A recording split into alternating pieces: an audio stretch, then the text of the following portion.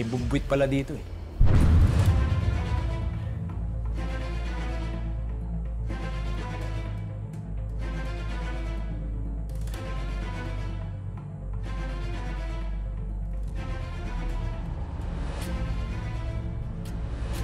Okay, kayong dalawa. Pagsabihan yung kaibigan nyo, ha? Kayo nang bahala dyan. Masyadong nauumaling kay Vanessa. Ayokong madiskaril yung plano natin. Gladys. Oh. Alam mo ba kung anong ginagawa ko sa mga usosero? Tinatanggalan ko ng tenga. Pasensya na, sir. Ibabalita ko lang naman kay bossing na dumating na yung mga kargamento galing sa pier.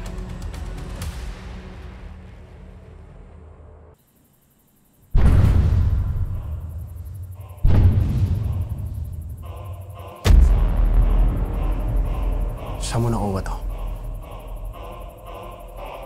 Sa akin to, sir. Binigay sa akin ng mga totoo kong magulang bago nila ako iwan. Ampon ka?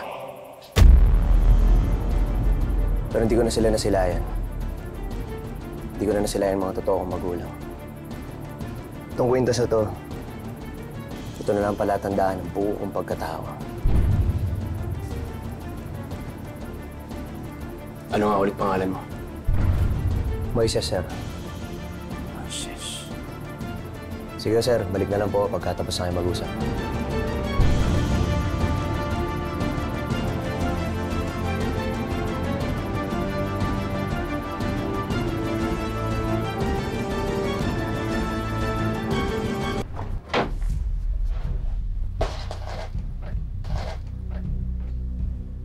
Oh. Hinahanap mo. Quintas. Oo, alam ko. Yan yung kwintas na binigay sa'yo ni Edgardo, di ba? Inago mo pala yan. Yung tawa mo kanina, si Moises. Ganitong-ganito yung suot niya kanina.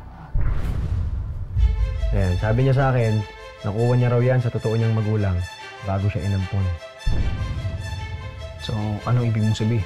Ibig ko sabihin, si Moises ang posibleng anak ni Edgardo at Maglinda. Siya yung kinuha ni Antonio.